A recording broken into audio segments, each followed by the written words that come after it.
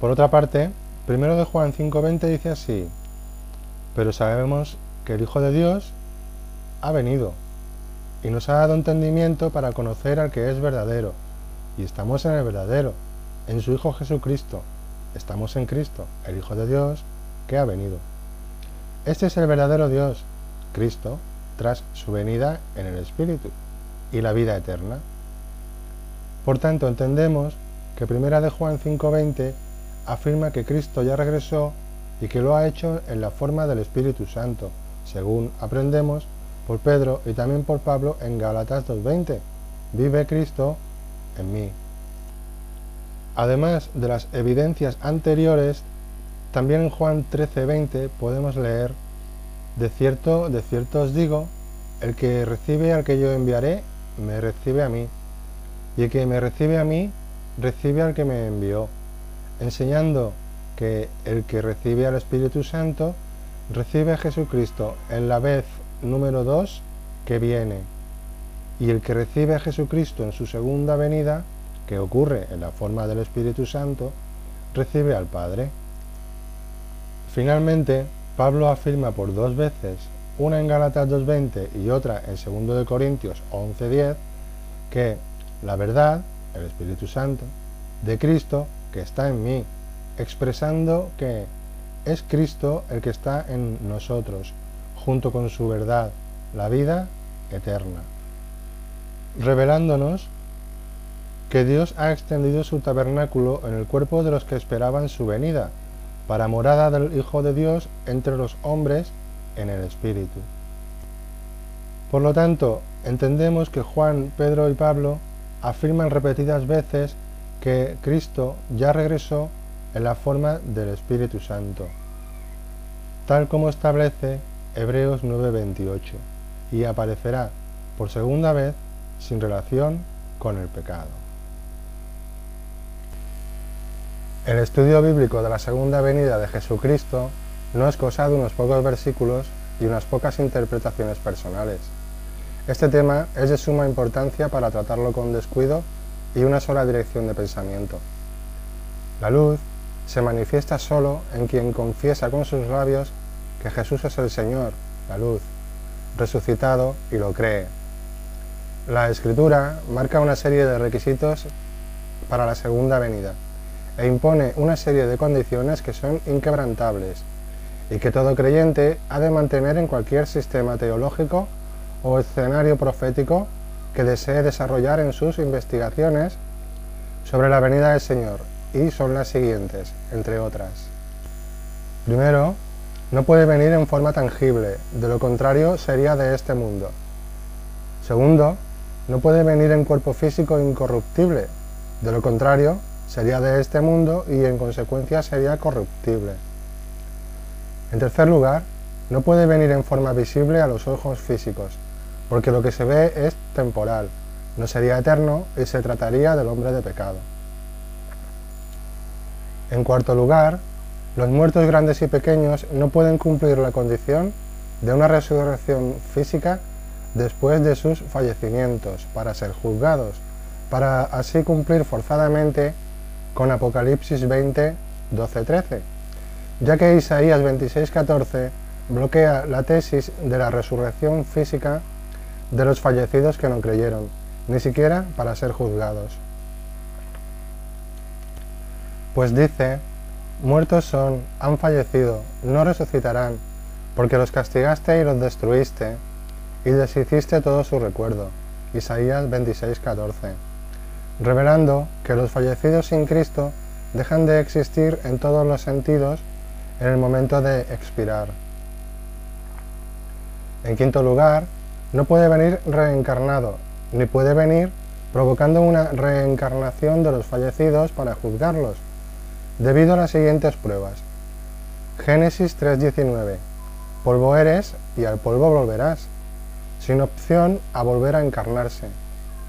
Eclesiastés 3:20, todo volverá al mismo polvo, sin opción a volver a encarnarse por segunda vez. Segunda de Corintios 5:9-10 enseña que el tribunal de Cristo ocurre mientras se está en el cuerpo, y no después, sin opción a volver a encarnarse. Hebreos 9:27 establece que está establecido que los hombres mueran una sola vez y después de esto el juicio, debido a que quien no tiene a Cristo no tiene la vida, está muerto en vida. Por lo cual el dueño de todas las almas, Dios, las encarna una sola vez, siendo así que el hombre nace muerto, conforme a Hebreos 9:27, excluido de la gloria de Dios y de la vida.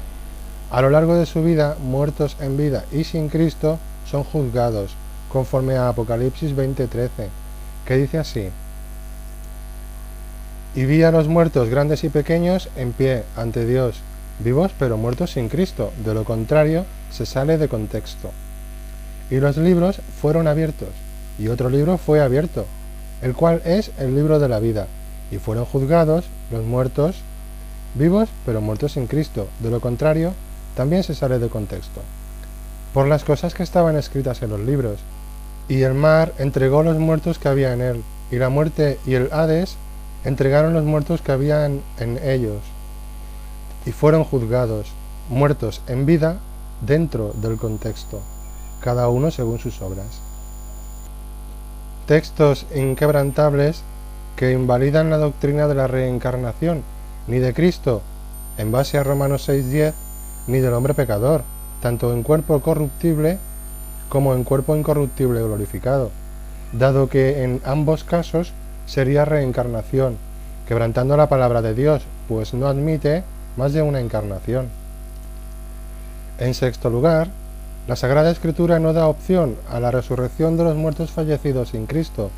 para que supuestamente sean juzgados, según la imaginación teológica del espíritu del hombre natural y de su imagen el viejo hombre, a los cuales les es negado entender las cosas de Dios. Porque según los ojos de la mente del espíritu del mundo, el Señor en su venida debería juntar las cenizas de toda la historia de la humanidad y dar forma a sus cuerpos corruptibles y dejarlos clínicamente sanos, pero sin almas, para acto seguido encarnar por segunda vez sus almas en lo que fueron sus cuerpos, ahora imaginariamente reconstruidos, para finalmente glorificarlos en la semejanza del cuerpo de la gloria suya, porque sin santidad nadie verá al Señor, ni para ser juzgado, salvándolos en la imaginación